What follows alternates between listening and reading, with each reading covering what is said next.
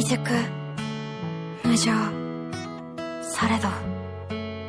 स्वागत है तुम्हारा डोमेस्टिक गर्लफ्रेंड सीजन 2 के एक और नए एपिसोड में। और अगर अभी तक तुमने पहले के एपिसोड्स नहीं देखे हैं तो तुम ऊपर आई बटन पर क्लिक करके उन्हें दे सकते हो। तो बहरहाल आज हमें वो सीन देखने को मिलेगा जिसका हम फैंस काफी समय से इंतजार कर रहे थे। मतलब इसी एपिसोड में रुई और नासुओ फाइनली एक कपल बन जाएंगे। तो फिर ज्यादा बकवास न करके मैं सीधा स्टोरी पर आता हूँ।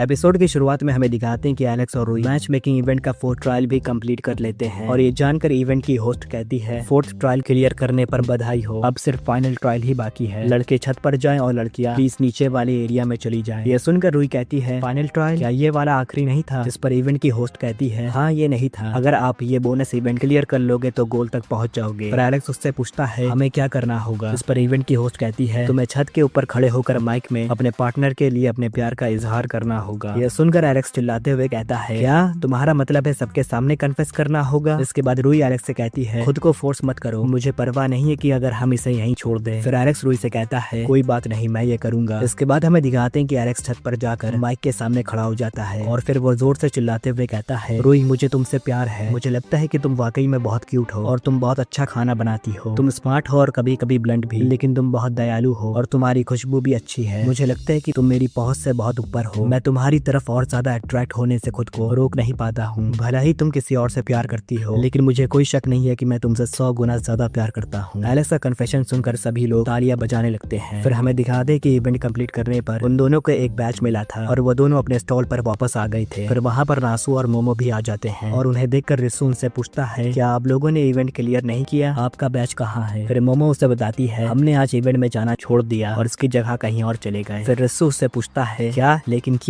इस पर मोमो उससे कहती है ये तो एक सीक्रेट है। इसके बाद हमें शाम का सीन दिखाते हैं और हमें दिखाते हैं कि फेस्टिवल खत्म हो गया था और फिर शिबासाकी अपने क्लब मेंबर से कहता है मैं अब रिजल्ट अनाउंस करूंगा इस साल की क्लब एंथोलॉजी की सेल्स के बारे में। दोनों दिनों के आंकड़ों को मिलाकर हमने जो 200 कॉपीज ऑर्डर की थी हम उन सभी 200 कॉपीज को बेचने में कामयाब रहे। ये जानकर सभी क्लब मेंबर्स बहुत खुश हो जाते हैं और किरिया सेंसेस पर कहते हैं बहुत बढ़िया, क्लब ने पहली बार इतनी ज्यादा कॉपीज बेची है, बहुत अच्छा काम किया शिबासाकी। फिर शिबासाकी उनसे कहता है मैंने इससे बहुत कुछ सीखा, लोगों को अपनी किताब उठाने के लिए कन्विंस करने का स्ट्रगल और फीडबैक मिलने की खुशी। तो मैं सोच रहा था कि क्यों ना हम अगले साल वाली बुक की फ्रंट पर एक ऐसा फीचर ऐड करें जो लोगों का ध्यान खींचे। ये सुनकर सेंसे कहते हैं समझ गया, ये अच्छा आइडिया है, तो फिर अगले साल मैं तुम पर भरोसा रखूंगा नए प्रेसिडेंट आशिहारा, और मुझे लगा कि तुम नए प्रेसिडेंट बनने के लिए सही हो। इसके बाद आशिहारा आकर सेंसे से कहती है किरिया सेंसे क्या मैं बाद में आपका थोड़ा सा टाइम ले सकती हूँ? कुछ है जिसके बारे में मैं आपसे बात करना चाहती हूँ। यह सुनकर सेंसे उससे कहते हैं हाँ जरूर। इसके बाद क्लब मेंबर्स अपने कपड़े चेंज करने के लिए जाने लगते हैं और फिर तभी एलेक्स रुई को रोकर उससे कहता है मैंने सोचा कि बिजी होने से पहले मैं तुमसे बात कर लूं। मैंने जो कुछ भी छत पर से चिल्ला कर कहा था वो मेरी सच्ची फीलिंग्स थी। अगर तुम उन फीलिंग्स को लौटाने वाली हो तो बॉनफायर के दौरान मुझे ढूंढ लेना, मैं स्कूल यार्ड में तुम्हारा इंतजार करूंगा। इसके बाद सीन बदलता है और हमें दिखाते हैं कि आशियारा स्कूल की छत पर किरिया सेंसे का इंतजार कर रही थी और फिर वहाँ किरिया सेंसे आ भी जाते हैं और वो आशियारा के पास बैठ जाते हैं। फिर आशियारा उनसे कहती है इन पिछले 3 सालों में आपने मेरे लिए जो कुछ भी किया उसके लिए शुक्रिया। जब मैं अकेली मेंबर बची थी तब मुझे बहुत फिक्र हुई थी, मैंने कभी इमेजिन नहीं किया था कि ये दिन इतने मजेदार और खुशी भरे हो जाएंगे। मैं यहाँ तक सिर्फ आपकी गाइडेंस और हौसला अफजाई की वजह से पहुँच पाई हूँ सेंसे, मैं आपकी बहुत आभारी हूँ। मुझे बस एक और बात आपको बतानी है। इसके बाद आशियारा कोशिश करती है कि वो सेंसे को बता दे कि वो उनसे प्यार करती है, पर वो ऐसा नहीं कर पाती है। लेकिन सेंसे समझ जाते हैं कि आशियारा कुछ बोलने से हेसिटेट कर रही है। फिर सेंसे उससे कहते हैं क्या तुम्हें याद है जब तुम पहली बार क्लब रूम में आई थी? उस समय भी हमारे पास स्टूडेंट की संख्या बहुत कम थी और नए स्टूडेंट्स को भर्ती करने का कोई मौका नहीं था। उस वक्त क्लब में आने वाली तुम ही इकलौती शख्स थी। मुझे लगा था कि तुम एक बहुत ज्यादा शर्मीली लड़की हो। उसके बाद सीनियर्स ग्रेजुएट हो गए और हमें एक नया मेंबर मिला, फिर कुछ और मिले और जैसे जैसे समय गुजरा तुम्हारा बिहेवियर पूरी तरह से बदल गया। तुमने कहा कि तुम यहाँ पर मेरी वजह से पहुँच पाई हो, लेकिन ये सच नहीं है। जो सुकून तुम महसूस कर रही हो वो तुम्हारी खुद की मेहनत का रिजल्ट है। ये वो चीज है जो तुमने खुद कमाई है। माफ करना मैंने तुम्हें टोक दिया। तुमने कहा था कि तुम मुझे कुछ बताना चाहती हो। इस पर आशियारा रोते हुए उनसे कहती है कुछ नहीं, अब मुझे ये कहने की जरूरत नहीं है। ये कहकर आशियारा अपने मन में कहती है इस पूरे समय मुझे पता था कि सेंसे मुझे कभी उस नजर से नहीं देखेंगे जैसे मैं उन्हें देखती हूँ, लेकिन मुझे बिल्कुल भी अंदाजा नहीं था कि सेंसे मुझ पर इतना ध्यान देते हैं। भला ही मैं उनकी नजर में सिर्फ एक स्टूडेंट थी, फिर भी वो हमेशा मुझे देख रहे थे। बस यही रिवॉर्ड मेरी फीलिंग्स के लिए काफी है। इसके बाद हमें रात का सीन दिखाते हैं और हमें दिखाते हैं कि ज्यादातर स्टूडेंट फोक डांस कर रहे थे और एलेक्स स्कूल यार्ड में बैठकर रुई का इंतजार कर रहा था और फिर रुई वहाँ पर उसे अपना आखिरी जवाब देने के लिए आ जाती है और सबसे पहले वो वो देर से आने के लिए एलेक्स से माफी मांगती है और इस पर एलेक्स रुई का हाथ पकड़कर उससे कहता है कोई बात नहीं, सच कहूँ तो मैंने लगभग हार मान ली थी, लेकिन अब मुझे खुशी है कि तुम आई। इसके बाद रुई उससे कहती है इस बारे में सोचे तो मैंने तुम्हारे साथ बहुत बुरा बिहेव किया है। भला ही मुझे पता था कि तुम क्या महसूस करते हो, फिर भी मैंने अपने दिल के खालीपन को भरने के लिए तुम्हारा इस्तेमाल किया। मैं सच में तुमसे माफी चाहती हूँ। यह सुनकर एलेक्स उससे कहता है कोई बात नहीं, मुझे इससे कोई दिक्कत नहीं है। फिर रुई उससे कहती है छत से तुम्हें चिल्लाते हुए सुनना थोड़ा शर्मनाक था, लेकिन ये पहली बार था जब किसी ने मुझसे ऐसी बात कही। सच कहूँ तो मुझे इससे बहुत खुशी हुई। इसके बाद हमें नासुओ का सीन दिखाते हैं जो मोमो से मिलने क्लब रूम में गया था और वहाँ पर मोमो बिना कपड़ों के नासुओ का इंतजार कर रही थी और वो नासुओ को देखते ही भागकर उसे गले से लगा लेती है और उससे कहती है थैंक गॉड कि तुम सच में आ गए, अगर तुम नहीं आते तो मुझे पता नहीं था कि मैं क्या करती। फिर नासुओ उससे घबराते हुए कहता है तुम बिना कपड़ों के क्यों हो, क्या तुम पागल हो? मोमो उस पर कहती है मैं पागल नहीं मोमो हूँ, क्या तुम घबरा गए हो? फिर नासुओ उससे कहता है असल मुद्दा ये नहीं है, वैसे तुम ये क्यों कर रही हो? ये सुनकर मोमो उसे बताती है मुझे लगा कि जब तक मैं ऐसा नहीं करूंगी तो मैं तुम्हारा दिल नहीं जीत पाऊंगी, तुम्हारे दिल में पहले से ही कोई और है ना? मुझे नहीं पता कि वो कौन है, लेकिन मुझे पता है कि वो मैं नहीं हूँ। जब भी हम डेट पर जाते या हाथ पकड़कर चलते थे तो ऐसा लगता था कि जैसे तुम्हारा दिल कहीं और है, लेकिन भला ही थोड़ा सही